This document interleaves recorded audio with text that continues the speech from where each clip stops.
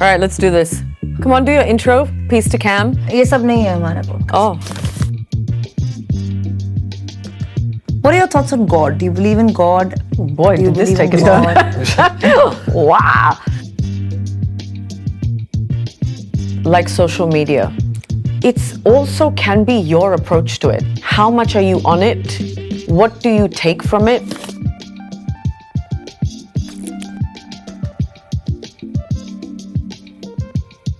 Better up, didn't show up. She's like, चलो बैठेंगे. huh? She's almost here. Ooh, I like your outfit. Thanks.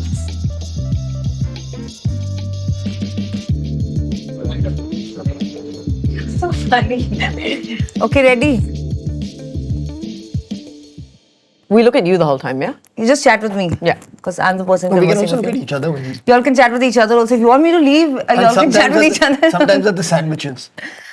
Okay, then action. Welcome to chapter 2, Shibani and Farhan. Thank you so much for coming. Thank you for having This is us. the first time that we've had two people, and it's the first time that we've had a couple.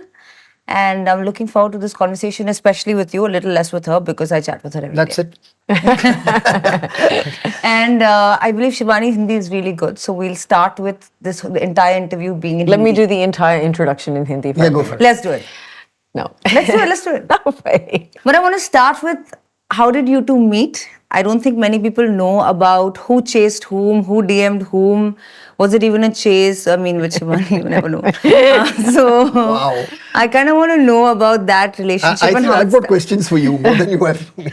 Well, we met on the show that she was a contestant in and that I was hosting. That's where we met.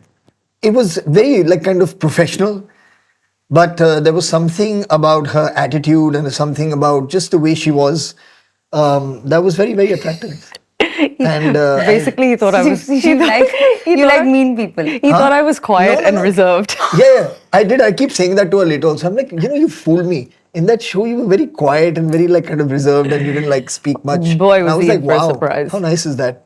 So And you then- liked the quiet and reserved Shibani on the show, and then you reached No, out it's to not her. that I like the quiet and reserved Shibani on the show, just the way she was. You know what I mean? Like, she was kind of like...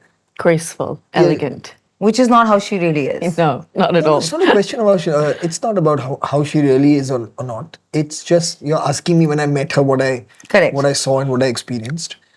I also like the fact that she was doing a show, she was a contestant, but there were a couple of them who were really serious, wanting to win. Mm-hmm. And she was just like, I'm there to have some fun. So I kind of like that aspect of how she was in that, through the shoot. And who messaged whom or who reached out? How did that, you liked her, uske baad kya hua? I started getting a lot of messages from these unknown numbers first, Lies. Such lies. saying, can we meet, can we have a coffee? And I was like, who is this? And the number would keep changing. And then she started sending pictures of different women. So I Okay, was he's like, writing his own script right now. That's not how it happened. What happened? He messaged me to wish me a happy birthday, probably roughly around 7 or 8 years ago now. Yeah, 2016? Yeah. No, later. Or I think 17, later. yes. Anyway, he messaged me a happy birthday, and that was really the start and end of the conversation. His birthday is in Jan, so I messaged him in Jan to wish him a happy birthday.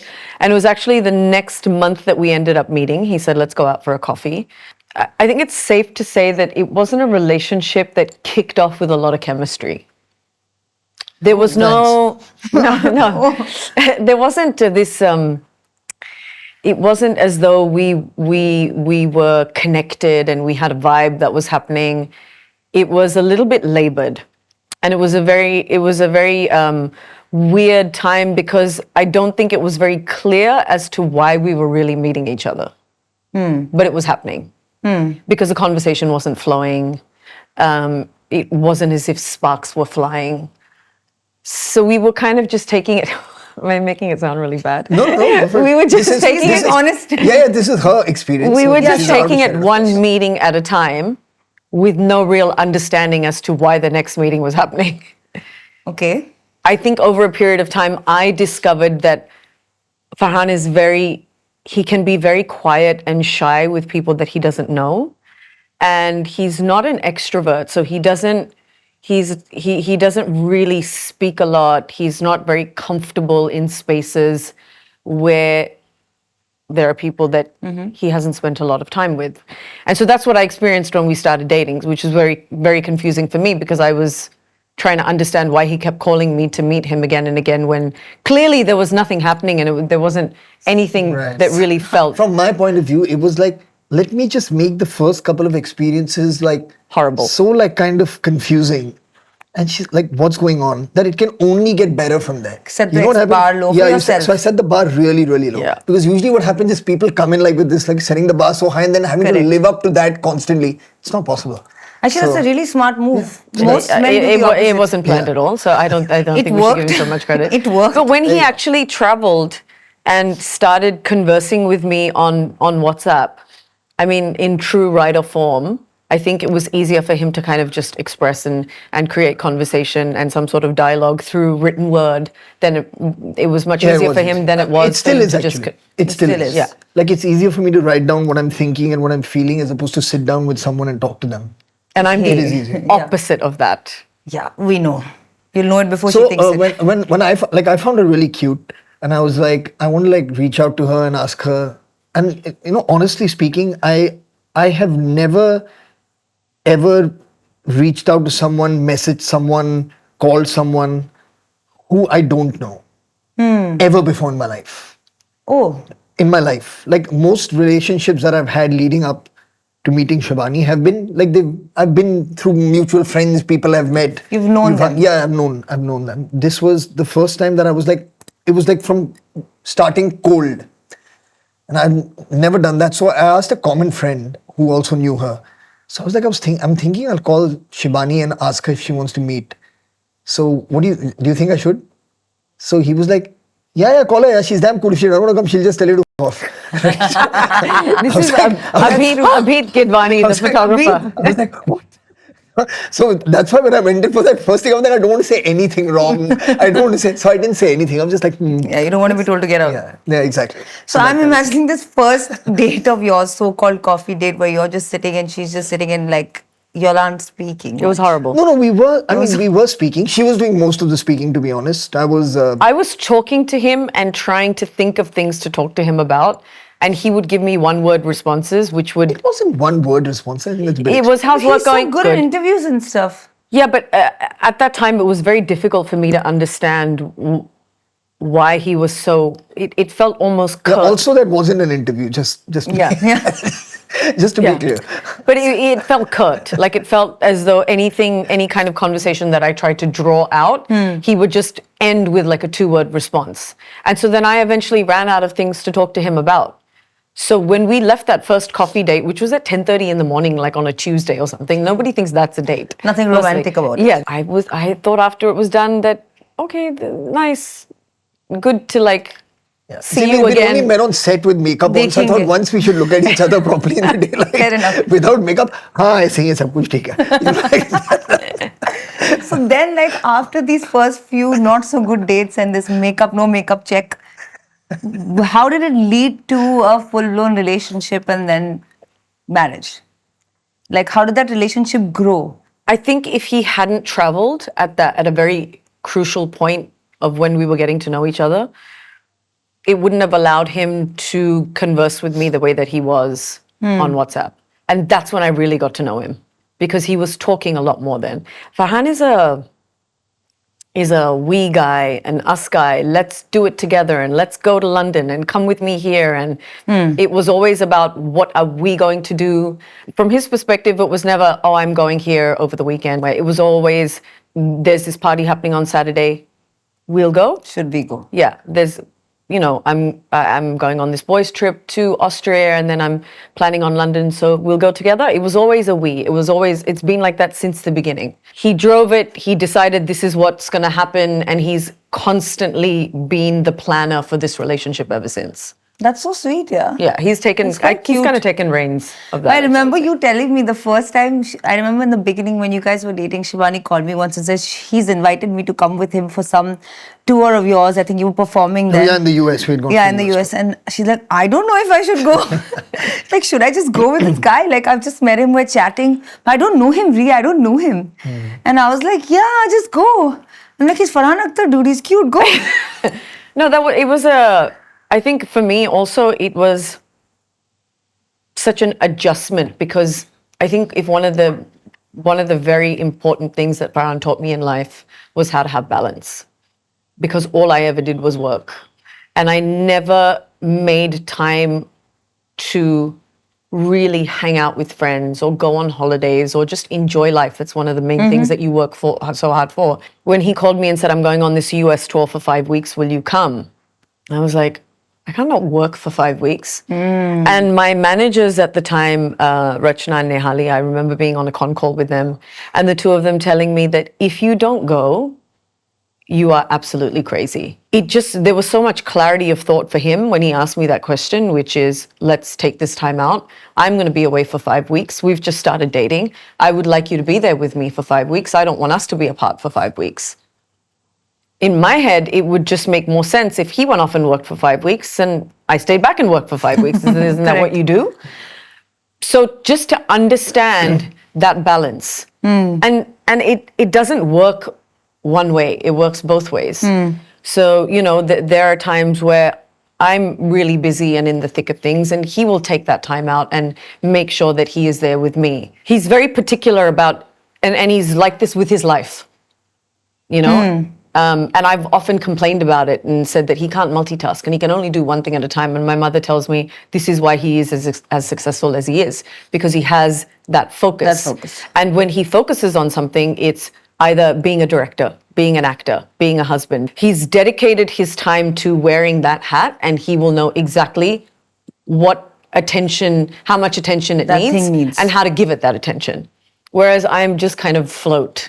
Like just work. Where am I going? Shibani definitely is way more relaxed in terms of going with the flow, at least between the two of us. Like, I feel like if there's no structure, I get very lost. And I mean, that's something that that's the influence she's had on me, to be a little bit more like relaxed about things, because I used to, and sometimes it still happens, still pops up, is like getting severe anxiety when something's been planned and then it's not happening at that time for some reason, or we're not going to reach somewhere at a certain time. And it really used to give me severe anxiety, and that's one thing that she's really, really helped me with, of that, it's okay. It can have its own issues also, right? When one partner is so free flowing and one has a 2 to 3, 3 to 4, 5 to 6 kind of schedule, it is not as simple to kind of mesh those two lifestyles together. No, also. see, she has that schedule too. In all fairness, I mean, she's also constantly working. But somehow, she's easier with moving things. If something has to change, it won't cause anxiety. She's very easy with doing that. I mean, at times, of course, it's difficult and it can, be annoying. But she deals with it very differently. When you meet at the age of, 39? Yeah. And 21. 48. 39 and maybe 44. Where we have already lived a certain amount of life. There is so much that he had already built as a foundation.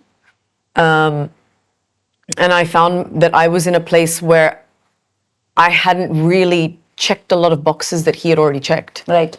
So, whether it was building a business, having children, having an established career, there were so many things that he had already done, and I felt like I was still chasing some of those things in a sense. And it was nice to be able to learn from him, or kind of pick up things from him in a sense. Farhan knows what he wants and he will go and get it. It's a very simple path for him. There's no looking left or right.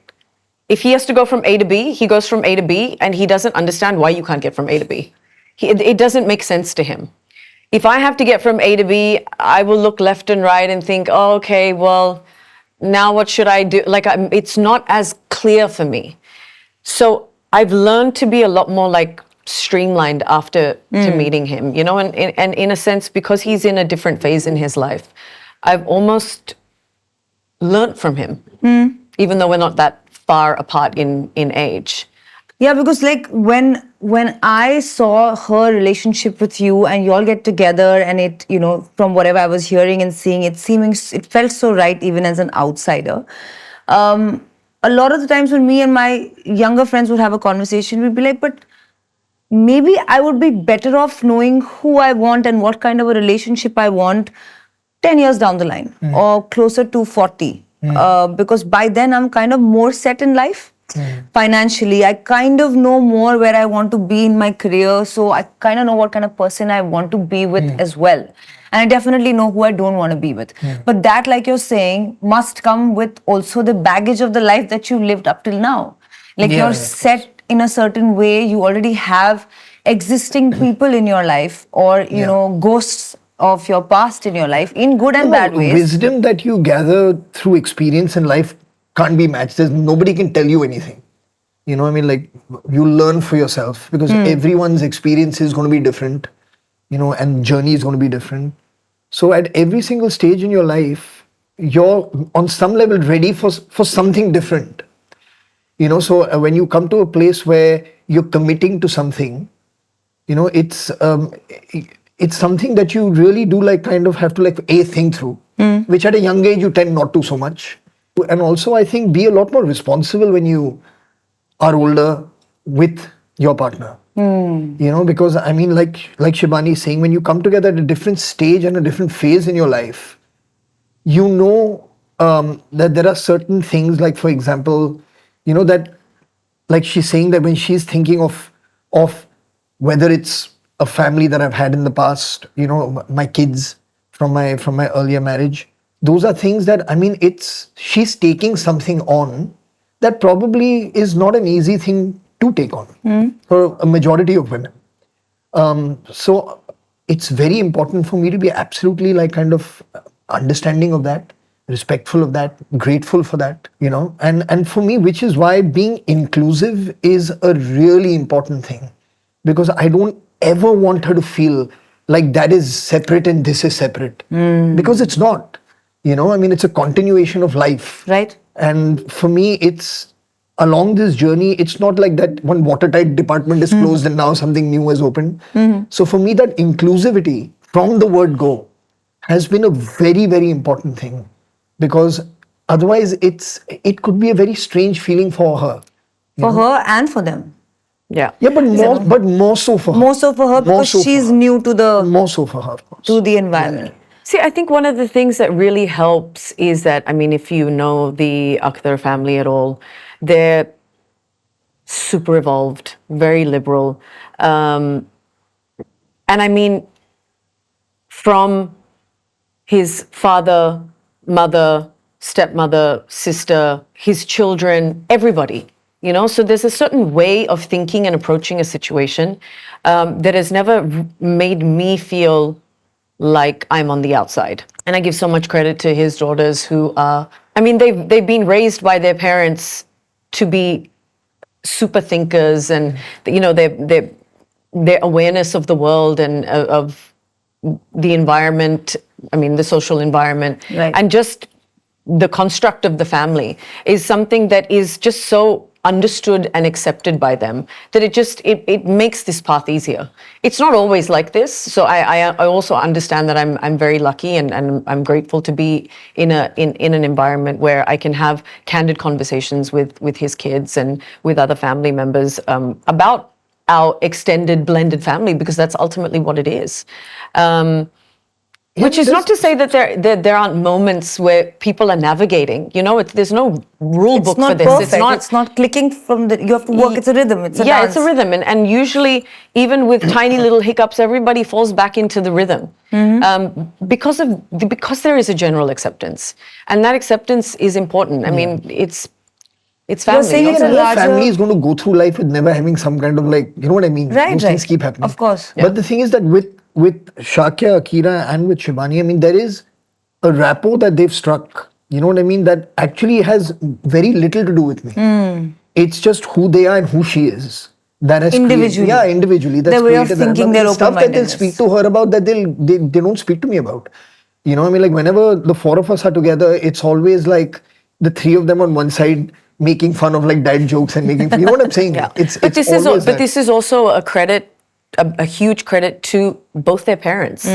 You know, both their mother and father have raised them to be open-minded, kind, understanding, and like I said, just aware of the world around them. So they're not your average young adult and teenager. They're just super, rebelling, yeah. Yeah, and it just, I think, being given that, having that kind of knowledge and being raised a certain way has just made, I mean, it's just an easier journey for me because of that, because I am, you know, dealing with two girls who have taught me so much. Forget anything else.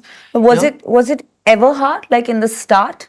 No. I know you, correct me if I'm wrong, said in a recent interview that, you know, you really struggled with your parents' separation, and it got a lot of anger for you when you had like your journey of healing through that. Was it difficult for Shakya and Akira? And because you went through that, did you give them some tools?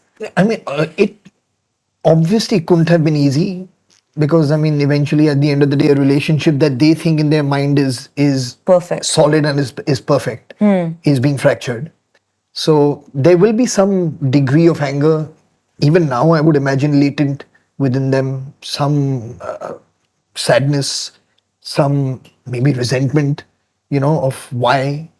So, and that is something that I guess with time and with conversations there'll be some kind of solace, understanding, you know, that one can reach. But for me, it was a huge part of like I did feel tremendously guilty towards them when that happened, like when Aduna and I divorced, because it had nothing to do with them, you know. So I mean, so they are like kind of collateral damage in some kind of way, you know, like for them emotionally. Sorry, I also want to I want to add, I mean, you know, when she was talking about the family and this thing, I think it's equally important to be very like aware of how progressive her parents are. You know what I'm saying? Because I mean, to say that, oh, like they've accepted, you know, like somebody else, that now another girl that he's got married, is one thing. But for them to be comfortable with saying that, okay, fine, our daughter is going to get married to someone who has 2 kids from a previous marriage,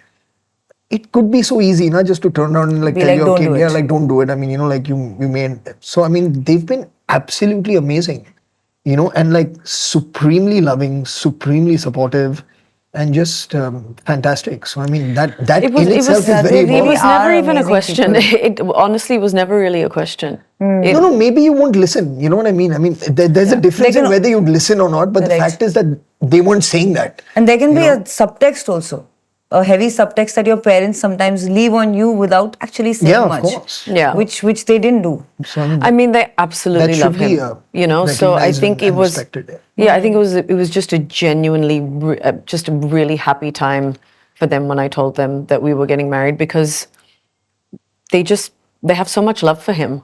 I think if they do were there know at that this. first coffee, they would have thought differently. Yeah, that would have been like a run. But I do remember you having this conversation with me that that she, as Shibani, wanted to be really mindful of easing the girls into it. Yeah. Like saying this to me that, listen, no, dude, like I'm like a new person. Like I can't just like go in there.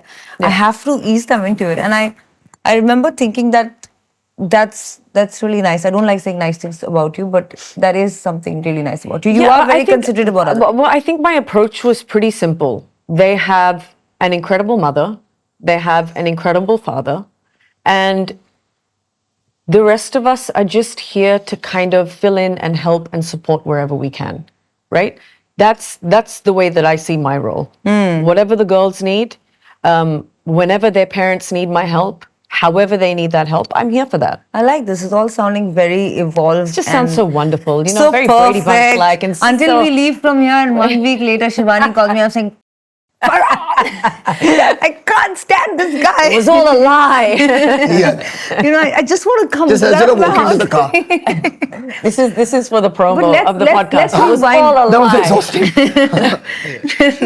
Now let's actually talk about the real relationship. Let's go back in time. I want to understand you as a child a little bit. You don't have to tell me everything because we don't have that much time because you all are really busy people. But I want to know, you grew up in Australia, you grew up here around films, you had a very different upbringing. What were the difficulties and what were the key moments in your childhood that kind of shaped your personality for you, Farhan? And then, of course, I want to know from you as well. I was very quiet as a kid. Again, unless I was just with a very, very small group of like my close cousins or something like that. But I was just always very like kind of shy when I was out in public. But at home, I was like I was a whirlwind. You know, I used to like just do very crazy things. Our family doctor used to keep calling my mom and say, just please make sure, because I used to every single day I used to fall down and hurt myself. Still does. Doing what? Just I used to do like climbing trees, climbing this, jumping off this. You know, like I would think I could be Superman and I would try to jump from somewhere and do all this kind of stuff. And my doctor started calling me the map of India because I had just like cuts and grazes and things like all over Oh my God. all over myself. So I like there was a sense of adventure that I loved being out of the house. I loved adventure, but I was shy around people. That's really what I remember a lot of what I was like a kid. And I think in terms of, if I have to think of like something that a kind of a defining moment for me, really in terms of like something that again just changed my entire view on things, I think probably would be the separation of my parents. Right. Until then, it just felt like Everything was okay. Yeah. I think that would be it. And I think that just made me further at that time go like really into my shell. Because being the younger one, I really didn't know what was going on. I had no idea what was happening. I think my mum and Zoya was a lot more aware of what was going on.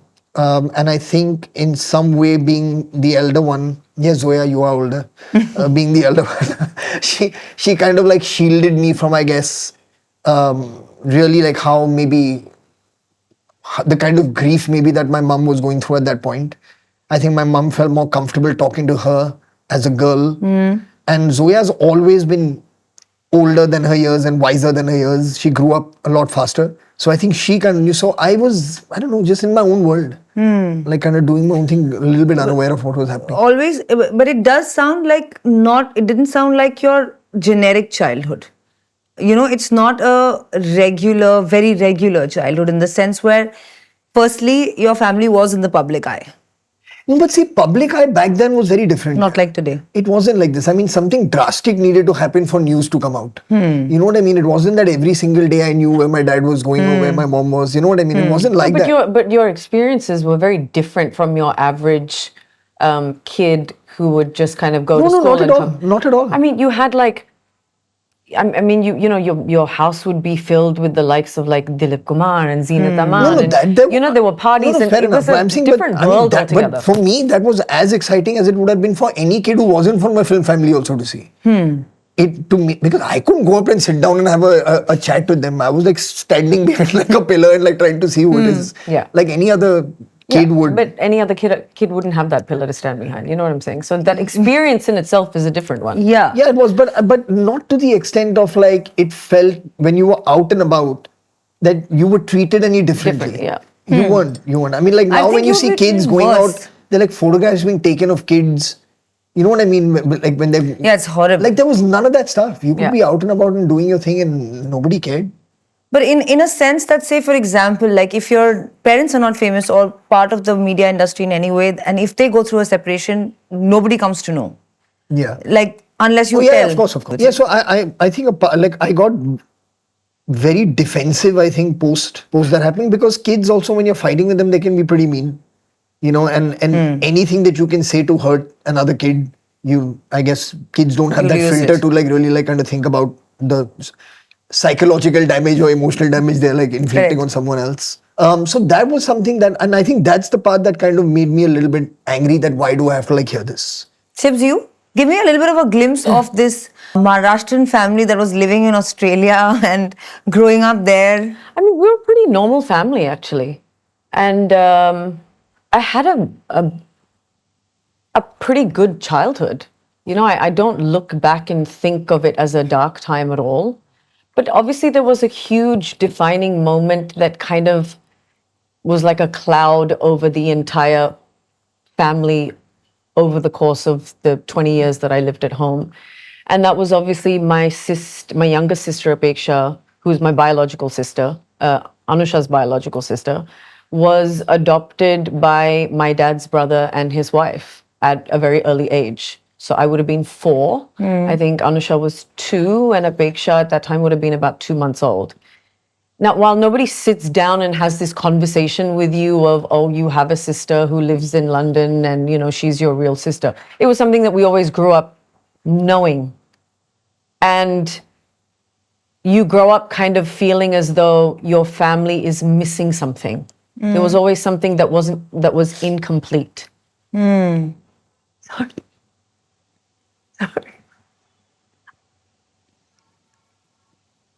So I think, sorry, I think, Tissue do na? no, it's okay.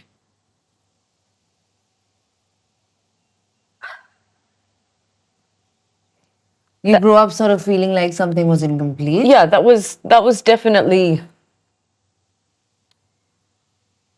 it was tough to navigate a family environment with the knowledge of, hey, someone's not with us. And that was something that kind of was very difficult to deal with on a daily basis, because you have to get up and you have to go to school and you have to carry on living your life as a family of 4. But I don't think there was a day that went by that all 4 of us didn't think about it or didn't carry a huge amount of grief. And it never really got easier with time. So I think that was definitely a huge moment in my life that kind of determined so many things for the rest of my life, probably for the rest of Anusha's life and my parents as well. And there was no contact. There was no, I knew that she existed, but I didn't know anything about her. You didn't know how she looked. I knew how she looked because I had seen pictures, and I knew that she looked exactly like my mother, which used to be very difficult to see because there was such a striking resemblance that this feeling of, oh my God, she's ours, would hit you even more when you looked at her. It was like, oh my God, she's one of us. So it was just something that we had to accept, that she's not coming back, that she's not going to be a part of our family, that this is never going to be what we imagine it to be. And somewhere you put it away. You think, okay, forget it now. There's nothing we can do. How much will we keep on, you know, being upset about this? Because there's no resolve to this. And then kind of magically one day, she appeared. I mean, I'm making it sound like but she did. She slowly came back into our lives.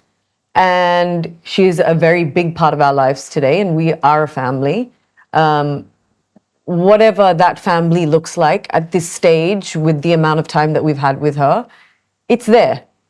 You know, it's being worked on, and she's around, and we love her, and she's one of us. I had a great childhood. I was raised by 2 people who never made me feel like that there isn't anything that I can't do. I didn't know what gender restrictions were. And Biases. No, or biases. Yeah, I didn't understand what that meant, because I grew up in a house where my father was like, you will go out and have your own career, you will go out and have your own life, and you will only get married once you have sorted yourself out. I didn't know anything else. There was nothing, you can't do this because you are a woman. There was just none of it, ever. So I was raised to be very independent, and I was very fortunate to have 2 parents who really came together to really build me up and be the person that I could be. And that's all I really know. So I'm very grateful and lucky for that. But do you think that, you know, this defining moment in your life kind of made you this person that you are today? Like, I often think about it, that if these are certain hardships or certain pains that we've all been through in different ways. For every human being, it's different. But it gives you some personality. It adds either resilience to you. It adds, like, you're very protective as a person. You're very fierce loyal and protective for the people in your life. And like in my understanding, it probably comes from the thought that maybe one of you was not with you for such a long time, you know. So that defining moment brings that aspect for you, out of you. Like if someone doesn't know you, they just see you as alpha. Like she's a very alpha woman, like the when she walks into the door, the way she talks, the way she interacts.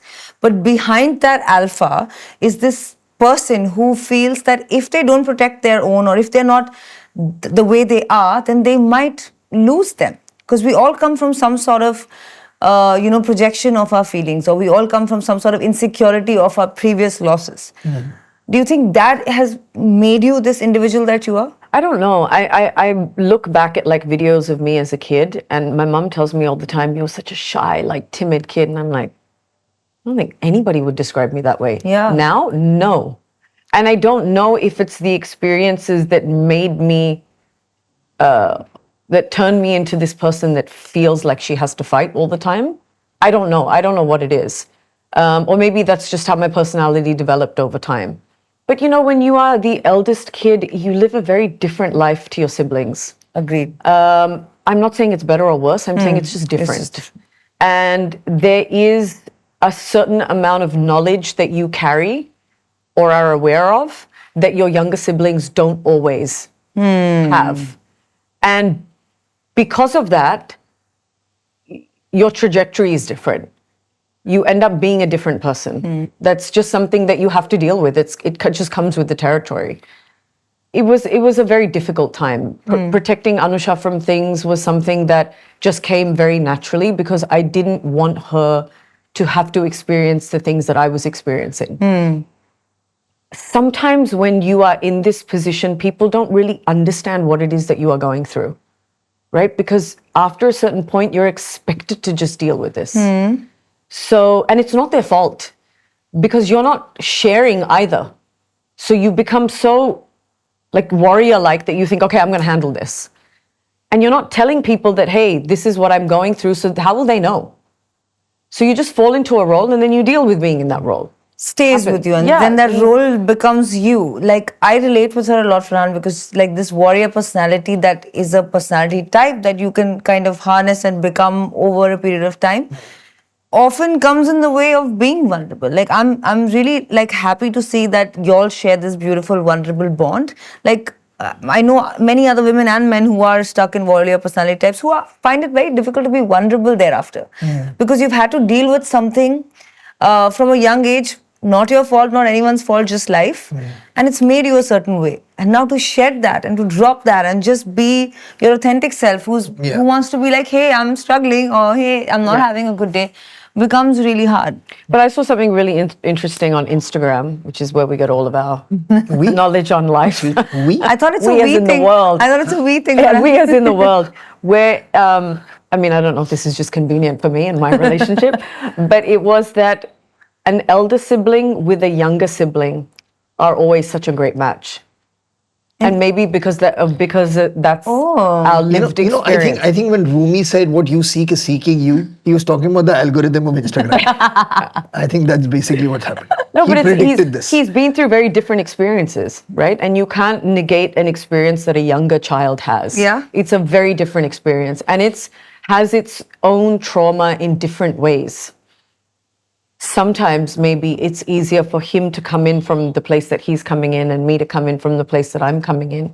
And then we have to navigate this. The largest effect that it had on my personality was it made me completely non-confrontational. Oh. That's what it did. It made me completely non-confrontational. That's rough, bro. Completely. So That's rough giving his partner. So the thing is that when it's not people at home, my first instinct when there is any sign of conflict is to move away. I will just go away. I will disconnect completely. Instead of sitting and trying to figure out what the problem is and maybe finding a solution or understanding the problem, my first instinct is to not want to be there. My first instinct is to jump right into it. Yeah, it is. So that's something that we're now working on together.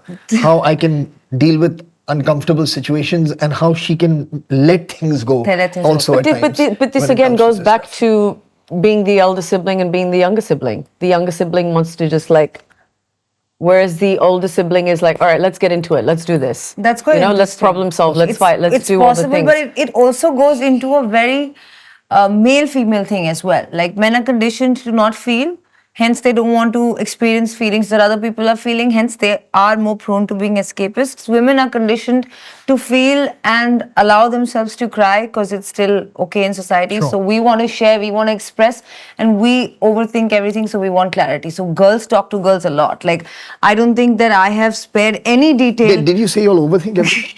Yeah. I just want to know what you all said. We do. We do overthink everything. I don't think I've spared any detail of my love life ever with Shibani. I've not spared a single one. Right. It's always been like, can you call me? This is what's going on. This is how I'm feeling. Should I be feeling this? Should I not be feeling this? Am I justified in feeling this? Am I being too harsh? So women really like Yeah, guys' conversations will be like, listen, yesterday you were looking a bit off. Is everything okay? Let's go it's get a fine. beer. Okay, cool. You want to play cricket tomorrow? That's the Ek conversation. drink peete hai, theek ho jayega. That's the Correct. conversation. And they think that's healthy. They think that's healthy. I It mean, is. It's a different kind of healthy. I don't think Playing either a are healthy, sport. to be honest. But I'm very jealous of men. When they can just escape, I even experienced with my brother. He can just escape if he's feeling bad, he'll just escape it. He'll play 4 hours of a sport. He'll be working out for 6 Yeah, hours. I can't do that. Like, It actually drives me crazy when men can do that. it's so. If you it's a can, if we superpower. are in the middle of a fight and you can go play cricket for 4 hours,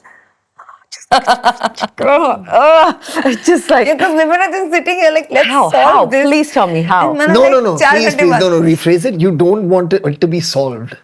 We do. No, it's not a. we no, want to no. talk about it until it is solved, even if that takes 4 days. Don't say you want it to be solved. Say you want Right? it, you want to talk about it and you want it to be heard. Solved. We is want to be heard. We want to be Yeah, told of we course. are We want right. to hear We want you to also. apologize. We want all the things. We want to hear you also, but you all Yeah, don't I'm not saying open that you your don't mouth. want You all don't know most of the time. But I don't think it's solution seeking. It's Well, we're not seeking interested in solutions. Yeah, We're that's what I'm interested in saying. sharing feelings It's- first. Then we'll get there's to no the judgment solutions. here. I'm not saying it with any judgment. I'm just saying that what I've experienced. It's not about seeking solutions. I just don't understand It's how, not about that. without knowing what the problem is, men want to come up with a solution. But you don't know what the problem is. Yeah, I Let's feel you. take a minute, figure out what the problem Yes. is, then we can figure out what the solution is. because men because are very fast with solutions because they're very practical. So, I mean, I break my head over this even with It's my like dad this, and my brother. okay, you've told me now for 5 seconds what's wrong. I'm So like, now what do but we do? I am not a practical person. Maybe I am an emotional person. Yeah, of course. But if you want someone to understand that you're an emotional person, maybe you should also understand the other person's a practical person. Meet them halfway. I get that. that's Do you what- guys go to couples therapy? So or together you therapy? become We do. promotional. We do. Together you become a promotional person, you understand? We started doing, then you have to deal with these kinds of jokes. Yeah. We started doing couples therapy, I think about 6 months before, around the time that we got engaged? No, after. After. Whose idea was it? Obviously hers. No, it wasn't. I didn't even have a therapist. Really? Yeah, I think it might have been his. If I don't remember, it probably is. Yeah. But it wasn't a one person convincing the other. It was like, this is something that Yeah, it sounds felt like like a something that smart we thing should to do. do. Great thing for a Yeah, couple yeah, to absolutely. do. Yeah. Absolutely. We got married on a Monday. Yeah, our signing was on a Monday, and we were in couples therapy for our next scheduled. What's so funny? Our laughing. next scheduled appointment on a Wednesday. So 2 And days I after. remember we walked in, and our therapist was like, "Why are you guys here? You just got married like 24 hours ago." But it's like going to the gym. Yeah.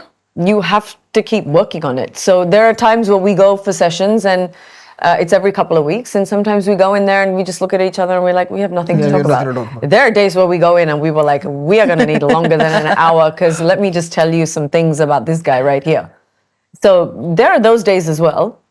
Yeah, and there are Terrible. times now where we maybe get into a fight at home and we know we've got to see our therapist on Wednesday, so we will just wait, or I will try and wait. I want to get into it right now, and he'll be like, let's just wait and discuss it on Wednesday. It's good. It's good.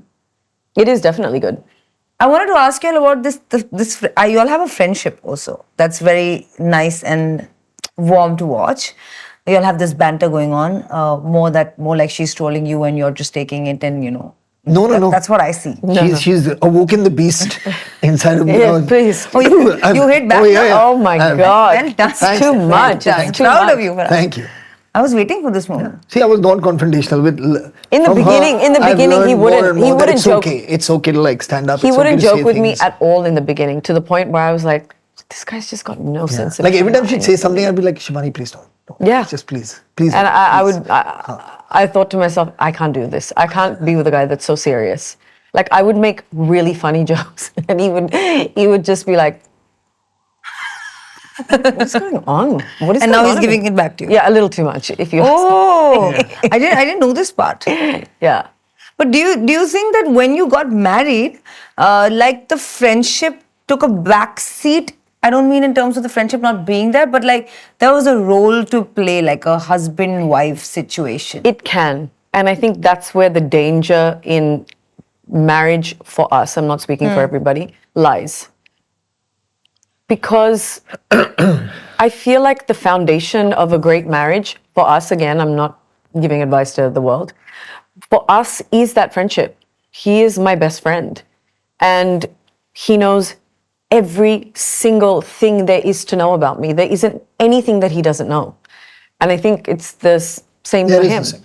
So the minute you fall into that role of he is my husband, I am your wife, we have this duty to each other or whatever it is, it just becomes clinical. The feeling, the emotion, the need to kind of connect in such an organic way goes flying out the window. It is the most important thing. If Farhan is not my friend, I don't know what this relationship is. I can't just be married to him. You can't just be his wife and you can't just be a husband. No. See, at the end of the day, I mean, apart from the legality of signing a piece of paper that terms you husband and terms you wife, you're actually best friends. Actually, if you think about it, that's what the relationship is. You're two people who are like the best of friends, who deeply care about each other, deeply love each other, deeply trust each other, respect each other, who have chosen to live together. Essentially, that's what it is. So I mean, like this thing of like the duties of a husband and the duties of a wife. I mean, they're what friends would do for one another. It does creep in though. Like it Yeah, takes of I course. mean, There you all are- have navigated through it to Right. get to a point where you have, kept the friendship on top of that. No, No, the we thing, still the have thing it. that I feel is if you were to live with anyone, and regardless of gender, if you were to live with everyone day in and day out in a house, you would eventually have to start thinking of new ways to keep that relationship exciting. It's with anyone. You know what I mean? It's the routine that sets in.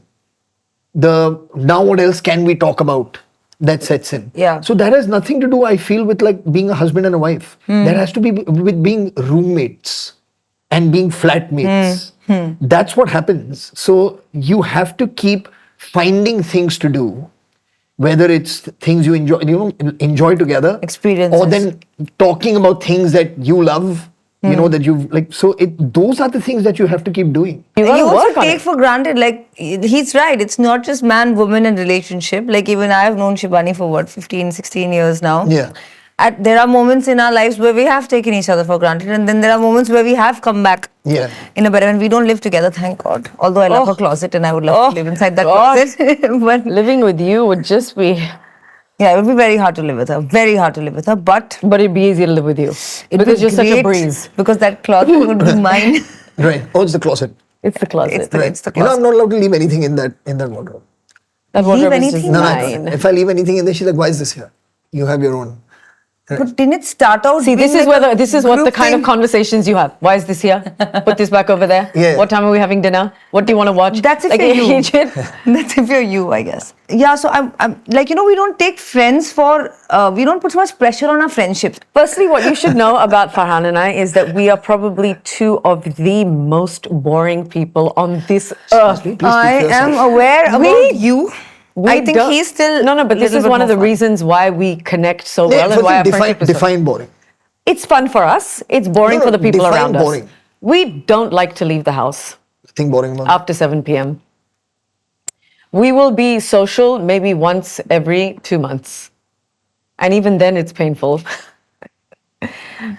Come on, that's true. We have a bit of a reputation of being boring amongst our friends, but that's I don't just because- invite her. Like, if there's something happening in my house post 8 p.m., bad. How lucky. I don't invite her. Like, Shibani is my only friend. Like, hey, it's my birthday. Don't come. Because it starts at 10. Yeah.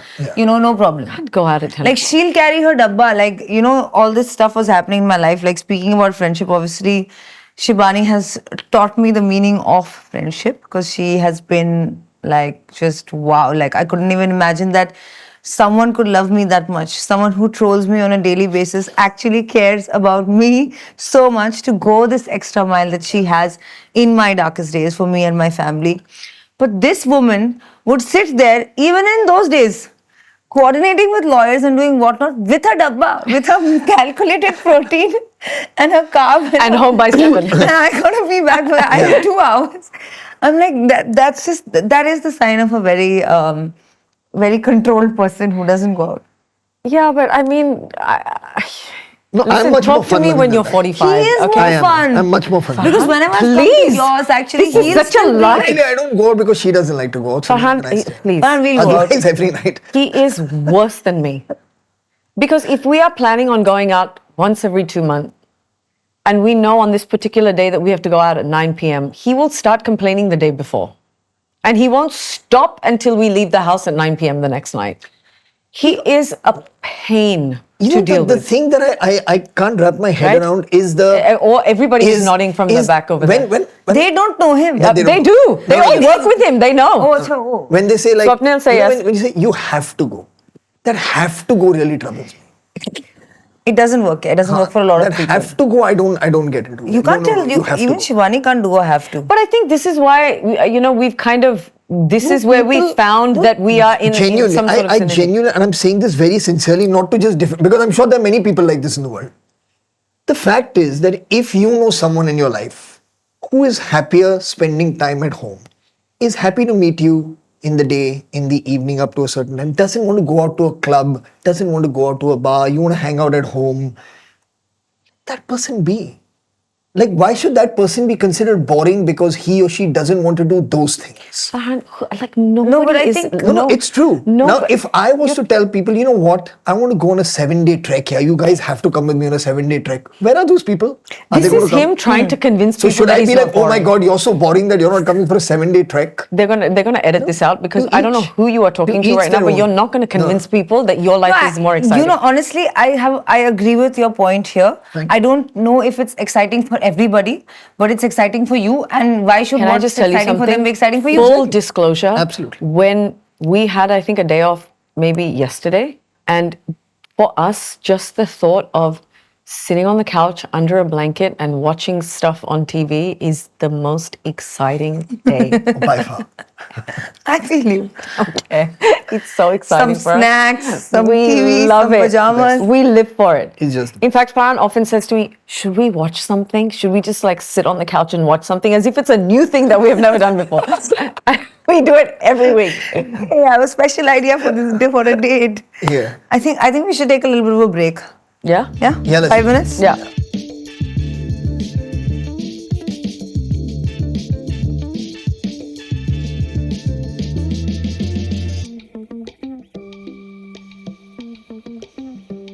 What did we talk about now? I'll ask questions now. Oh, We've spoken about your relationship. We've spoken about your individual journeys growing up and how you have come together as a couple and where you're still navigating your relationship. There are certain core values though that I see in both of you that individually that I feel may have created this bond. Hers, of course, being that she fights for what's not right and she's fiercely there, and it doesn't matter if what she believes is right is not on the side of the popular opinion. And I have obviously experienced that and had the privilege to have a... He's the same way. And he, I mean, with Mard, you do phenomenal work, you know. Because of this interview, actually, I've known you for so long, but because of this conversation, I went and saw the kind of work that's happening there. And Farhan, I actually wanted you to dole out some, I don't know if I want to call it advice, but just your thoughts for how men can participate in women's equality and women's freedom. I know a lot of men want to, but are unable to. So I'm not going to say that all men are useless and they don't want to. Yeah. But some advice. I think the simplest thing that a person can do is change starts at home. I think that is the only thing that you can really, really kind of do. People that you live with, people who you work with, people who maybe work for you, is instilling in them just the basic knowledge and information about how it is that they need to, their behaviors need to be towards a girl child or towards a woman. Say, for example, if can influence, say, somebody in their house or somebody in their neighborhood, if they can, like, their immediate neighbor, where they maybe see that the boy is treated differently from the girl, and maybe try those parents to get those parents to understand that it doesn't need to be like this anymore. What will happen? There's a chain reaction, I feel, that will happen. It's like the trickle down effect, so to speak. Because, I mean, you change one person's mind, that person will change somebody else's mind. Nice. And I just really hope more men, kind of follow this path and go down this route, because we really do need it. Yeah. We've needed it forever, but we really do need it now, even more so today, that men take this responsibility on them too, and not gatekeep that patriarchy. Yeah. It's hard to process that we are still in a position where we are having these conversations. It's hard to process that we are still in a position where the change still needs to be made, that this is something that still needs to be taught. Like, it's not understood. And it's very difficult to digest that over the course of my 45-year life, that we are making progress in the slightest, smallest way, and at times we're taking steps backwards. It can be an exhausting process to go through. And it exists everywhere. Like, not just men, I feel like a lot of women too are gatekeepers of patriarchy and are don't treat themselves equally in their own homes, don't treat their daughter-in-laws well. Yeah, of course. Ask the daughters to eat food after everyone is done. Ask the daughters to eat food on the floor if they're on their period. Like, all of this still happens because in our it happened society. to them. Yeah. Because it happened to them, so how can she not have to go through the same thing? I mean, it's... And so it's then the cycle that needs to be broken. Yeah. Oh, yeah, It's completely. the cycle that needs to be broken. It's the information that constantly needs to be given and reiterated and kind of drummed into people until it becomes just a normal thing in our society where we understand that Yeah. men and women are equal. Like, I feel there has to be a sense of a zero tolerance society to this stuff. It has to be. I feel if there are issues with solving the patriarchy, with solving discrimination, with solving inequality between man and woman, and if one feels more entitled than the other to have a better life, to dominate the other, whether it's emotionally, mentally, physically, there has to be something in place that makes men understand that there is a line that cannot be crossed. And I feel that line, I mean, obviously exists in law. It's not that it doesn't. It exists in law. But the application of it somehow seems very, timid. You don't, whenever a case of this nature happens or violence of this nature happens, you don't somehow as a society get a feeling of like, man, they caught them, they've put them through the courts, they've given them justice, it's done. You never get that feeling. Yeah, it becomes there are two sides to this story, and there should never be two sides to the story. That's where the problem lies, that you are trying to see, both situations, and that's just something that absolutely cannot happen. Like, what happened? What happened to those people? Like, because you read about cases like this, I mean, this is, unfortunately, it's not a one-off. You've read about cases like this in recent times with minor girls, like this kind of stuff that's happened. What happened to those people that committed that crime? Yeah, there should be made an example of. Nobody knows. Others get what I mean? scared, Okay, it wasn't, and the person got sent. Like, there is no you don't get a sense of justice has really been meted out. Justice has been served in a timely way to a person. And man, some sociopath who's around in society thinking that if I was going to be doing this, this could happen to me. Yeah, there's no effective way of There is deterring no- someone from doing this. It really is not. And genuinely, that is something that needs to really be considered in things like this. Because if there is no fear of justice, you know what I mean? On that level. Yeah. If there's no fear If on there is that level, imagine the other stuff that trickles Yeah. down, right? Right. Eve teasing, molesting, all of that stuff Yeah, of course. on a daily basis is The sensitizing, the raising of awareness is an ongoing process and has to go on. But there has to be something, I think, a little bit more thought through on the side of what is the response of this system to when these things happen. And women are constantly we're constantly feeling unsafe. And a lot of men actually, Farhan, they don't get it. Like if you have this conversation with men, they just think कि क्या feminism शुरू कर दिया है. It's not about feminism. It's about यार हमें वो equality मिल ही नहीं रही. आप हमारी नजर से देखो, हम रोज जैसे जी रहे हैं, हम यहाँ से वहाँ जाने के लिए सोचना पड़ रहा है. Will I be able to walk down the street, and I live in a very privileged area and location and locality. Yeah. Will I be able to walk out of my street at 11:30 at night alone? I won't take that chance. I have the privilege to not take that chance. But should I be able to? 100% yes. Will I be able to go with my brother? Shall we come with me? Yeah. No, ideally, you should not have to think about it. It should not be a thought. It should be like, okay, I need to go then get this, or I need to go and walk to my friend's house, so I should just Yeah, be able to go. yeah. That's what it should be. So yeah, I completely But we agree. don't live in an ideal world, and let's hope that someday we do, or our great grandchildren do.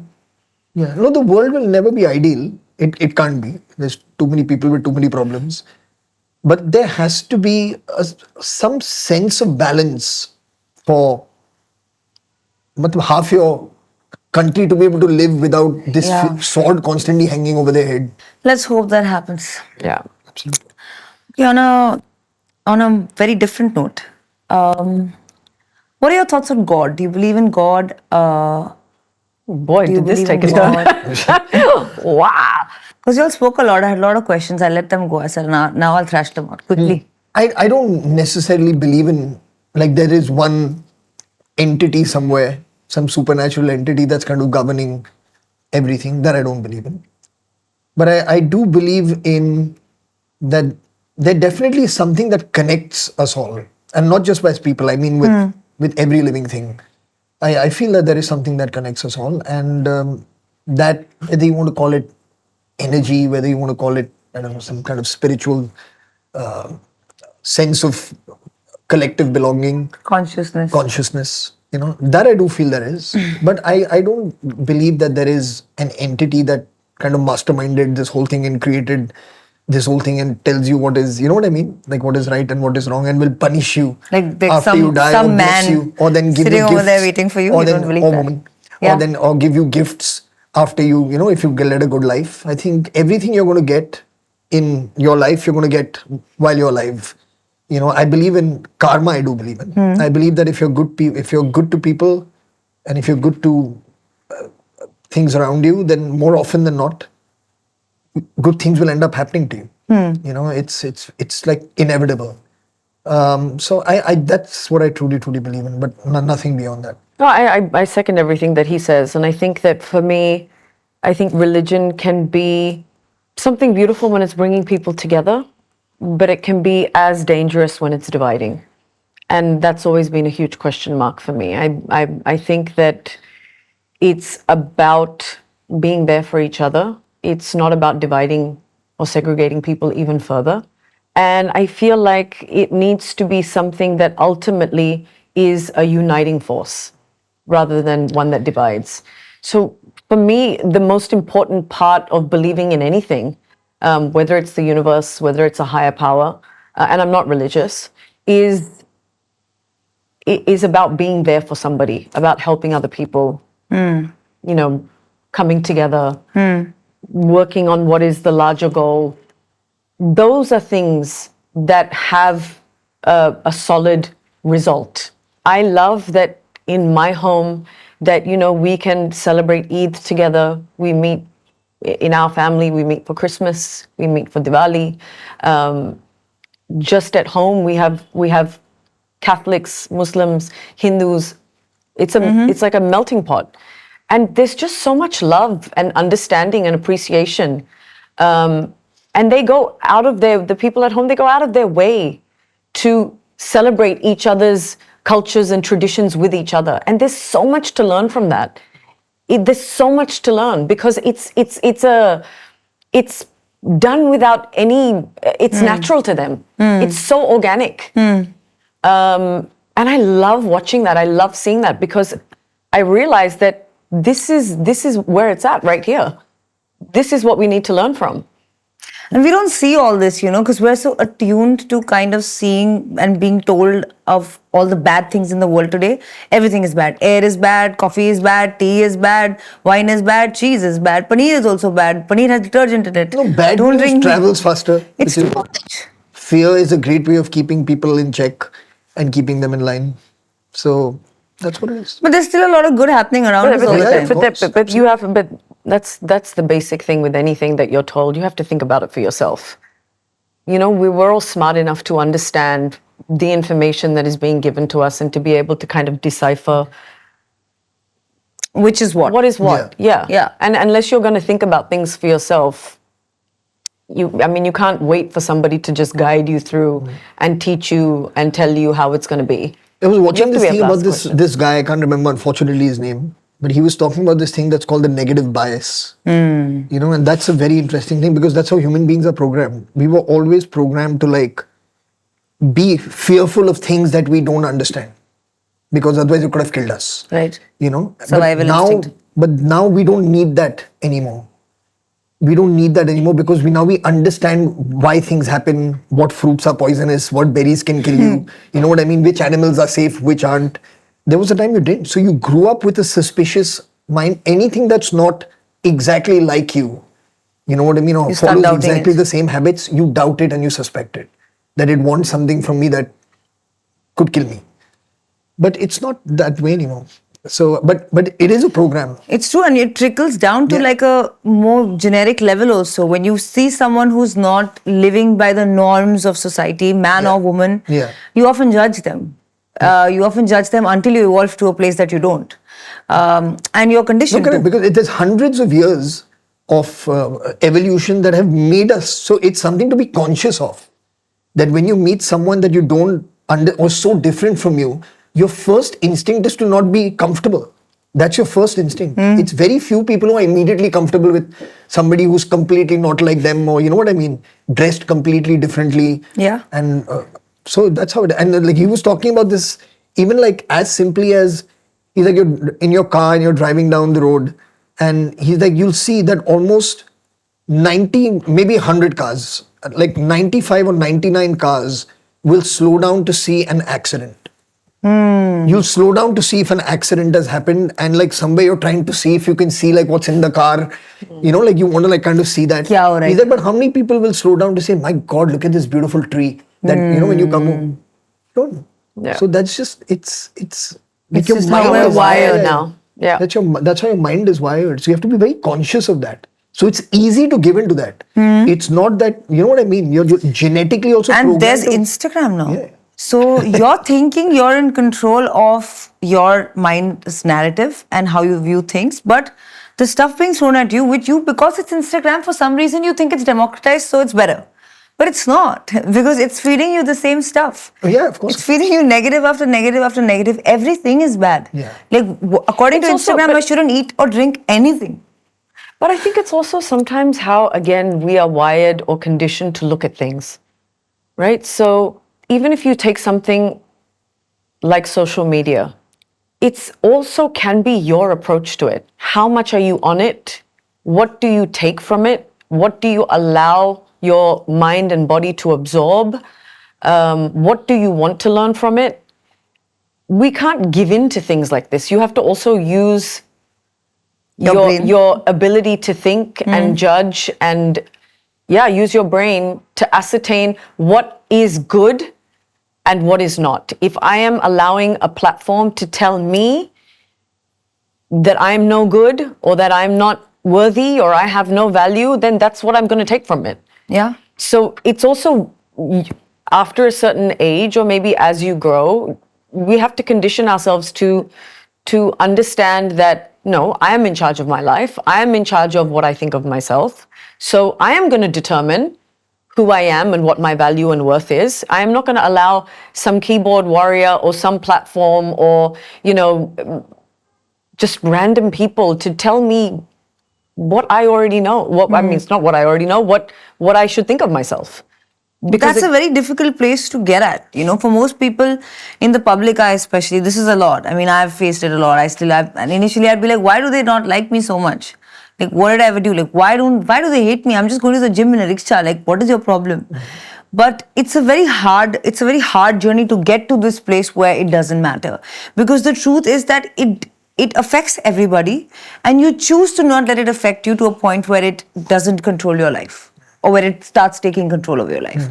But that subconscious effect's going to stay there. Like when I release this episode, for example, I'm going to watch the comments as much as Yeah, but it's not just about looking at the comments. It's what you choose to take in from the comments. It's Yeah. a double-edged sword, right? Yeah. If you are going to go to a place like Instagram or any other social media platform for validation, then it's a problem. then you also have to accept that you are going to have to take the good with the bad. If you're going to go to social media and expect everyone to applaud you, but Oh, that's a problem. of course it's a problem. But if you're also expecting to go there and have nobody say anything bad about you, that's also a problem. Yeah. You have to take the good with the bad, and you have to understand that it is what it is and leave it there. That's how I have handled. I'm not saying that works for everybody. No, but you for me, have, and I in just fact, don't- this is a lot that she, kind of spoke to me about when I was going through my trolling, and Yeah. Shibani and I would have conversations, and she'd be like, "Who are these people? Do they matter to you? Are you going to meet them? Do they run your home?" And it took me a while. Like I definitely think that voice stayed in my head, and every time I felt affected by it, I would call her, and she'd be like, "It doesn't matter. They don't exist." And I think it's true. I think it will only or should only strike a chord with you if there is any kind of truth to it that you believe and that impacts you somehow. If there's no basis for that comment or whatever it is that people are saying, how can something that is so untrue or outlandish affect you? Like on a daily basis, still, maybe not so much still, but when I started my relationship with Farhan, it used to be love jihad and gold digger. These were the two main things that people used to say to me. What am I supposed to do with that? Say it. I'm not going to cry myself to sleep because people are saying these things. You know what I mean? Like, I'm not a gold digger. And the truth of the matter is that he does come from a Muslim home or Muslim background, and I do come from a Hindu home. And we got married, and we're very happy with our marriage. That's the reality of our situation. So you can say whatever you want about us. It is what it is. That's an incredibly evolved place to be at. But what more do you do with it? Like a lot of people and a lot of marriages would in fact crumble. Relationships, friendships would crumble. Like I've had people leave my life because just being associated with me was getting them trolled for no reason of theirs. Like vanished, close friends, 10 years, 15 years. I don't blame them, but I understand that everyone cannot have that level of understanding. Everyone's not cut out to take this. For a lot of people, their image really matters.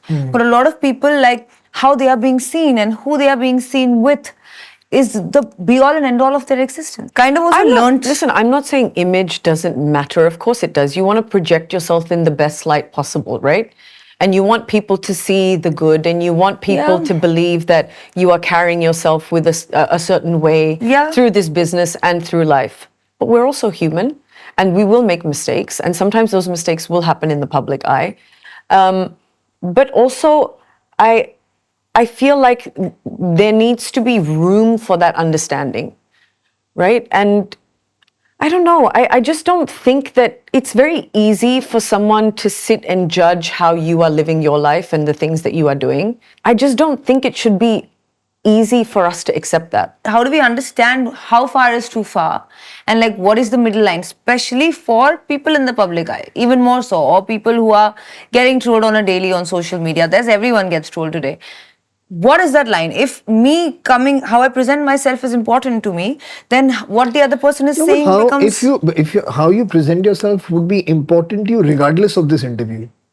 Yeah, in general. I mean, general. friends' wedding.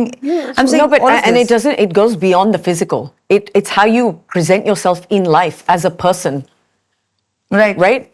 Are you a good person? Are you trying to be a good person? Are you doing the right thing? And it's a daily thing, especially with us, because we work with so many different people all the time, that at points in our journey, our human side will show. We won't always have a great day, but I'll be working with this specific cameraman or this specific sound guy for that one day, and he's only seen this side of me. Now he thinks this is how I am.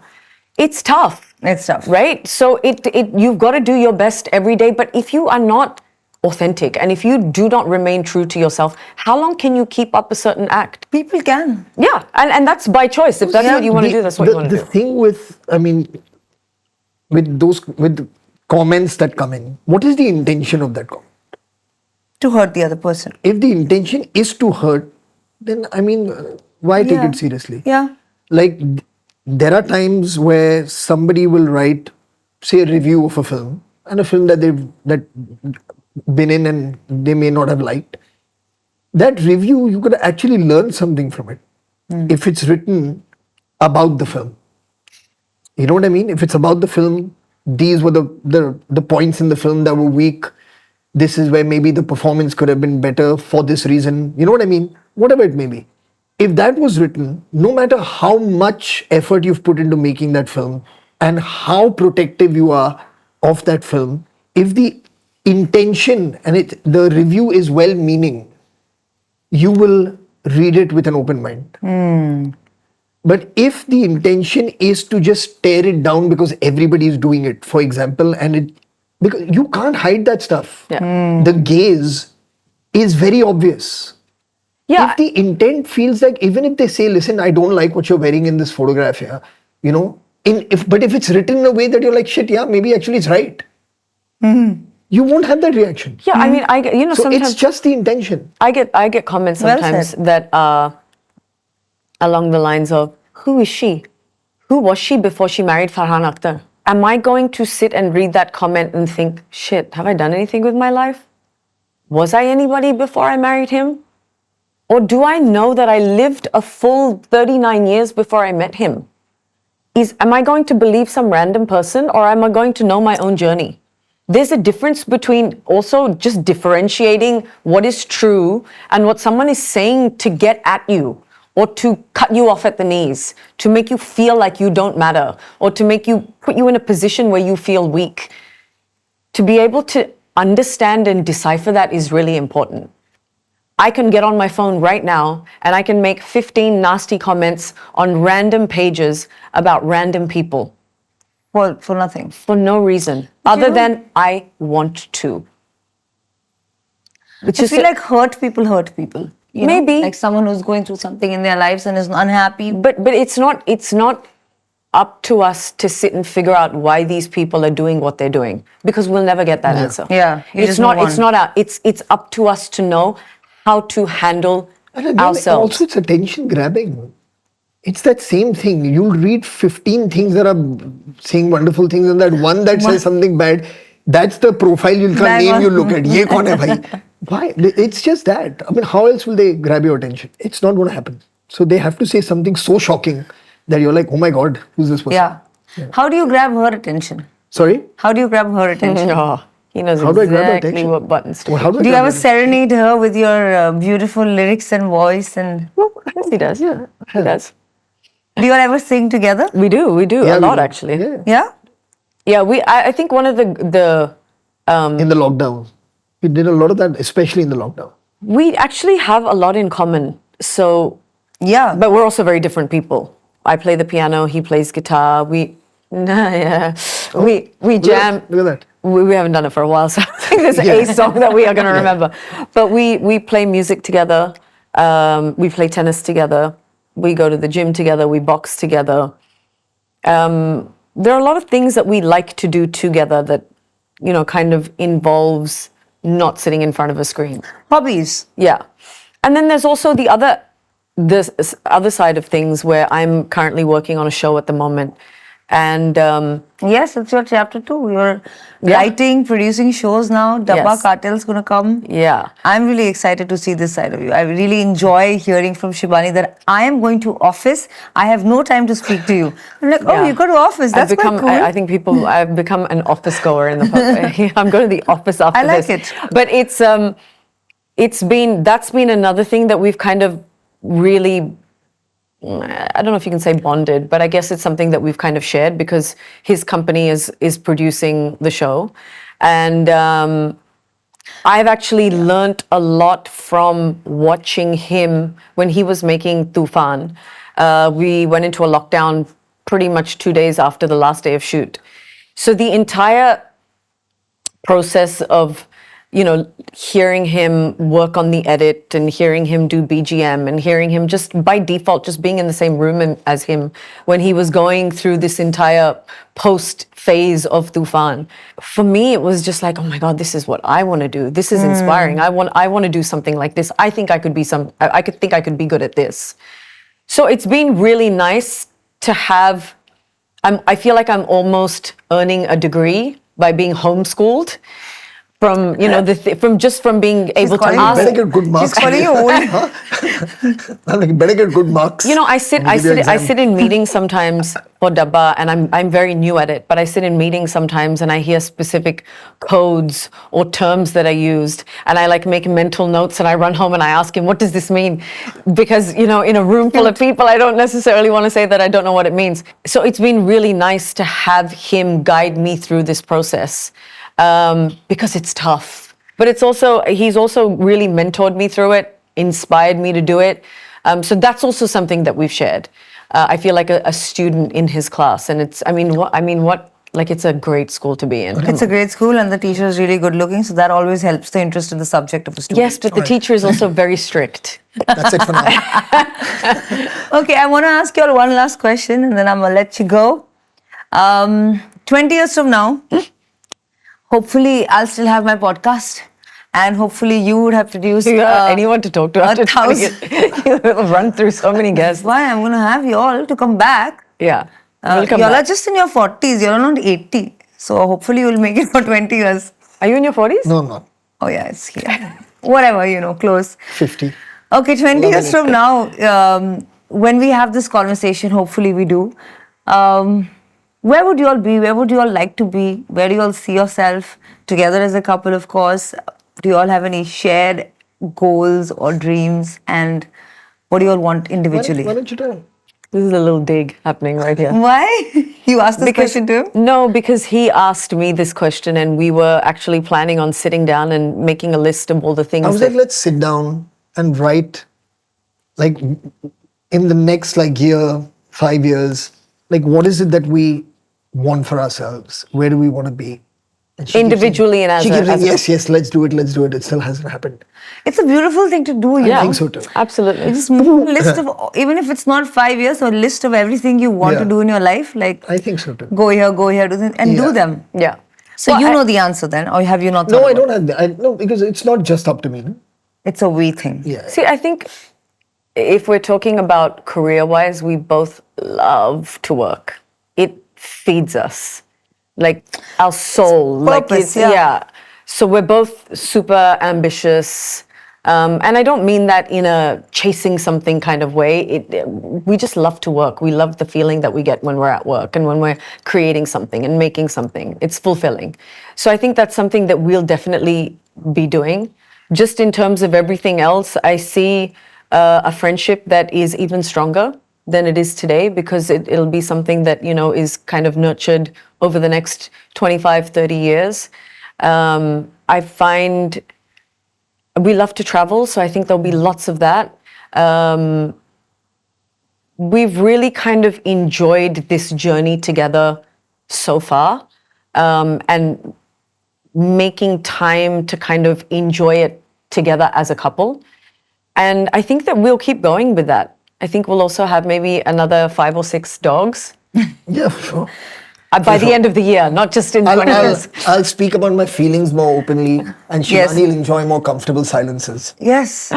Actually, that would be perfect for you too. Yeah. But But I think, just a solid partnership. I think that's the ultimate goal. And that encompasses so many things. So it's not just as simple as saying, oh, we want to be happy. love that. I mean, I hope your partnership is an example because to me, I've seen her before you, way before you, then dating you, then married to you, and now in this phase of her life where she's like in a way in her chapter 2, like producing and writing and, excited, and you all together growing into this wonderful couple because there aren't that many marriages to look up to in my immediate friend circle surrounding today with the way the world is. That's going to come back to haunt you. It's true. It's true. I'm only going to speak the truth. So I'm hoping this one is the one that lasts the course. And Thank you. We will know in 20 years. Thank you so much for coming. Thank you for Thanks so having much. us. And That was thank fun. you for this lovely conversation and making time for me. And All peace the out. best to you for chapter 2. Oh, yeah. And for everything that you're doing. And you're finally stealing my clothes. And I'm finally stealing your clothes. And I'm very proud of you. We're both very proud of you. Now we are. You can't say much. You write me a long You're writing a message. I love it. I'm waiting, huh? Thank you, guys. Thank you. Oh. Thanks, Rhea. That was really nice. It was lovely. Thanks all. Thank you very much. Thank you, everybody.